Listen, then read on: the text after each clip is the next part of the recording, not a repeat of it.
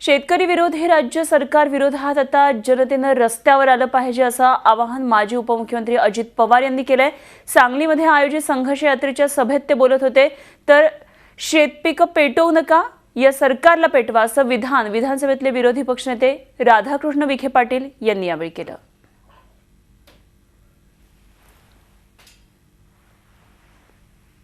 उद्याच्या काळामध्ये संघर्ष यात्रा चालण्यापासून बांधण्यापर्यंत ज्यावेळेस होईल त्याच्यानंतर सगळे विरोधक जे आव्हान करतील त्या आव्हानाला तुम्ही प्रतिसाद दिला पाहिजे।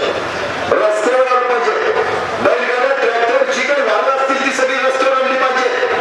सगळे पुढे मुंबई, नागपूर, मुंबई, त्या ठिकाणी मुंबई, सोलापूर, मुंबई, बेंगलोर हे सगळे रस्ते बंद करून टाकले पाहिजे। सगळे जाणं येणं बंद केल्याशिवाय हे सरकार वट्टीवर येणार नाही। आता आपण कृपया आपले शेत पेटू नका, आत्महत्या करू नका।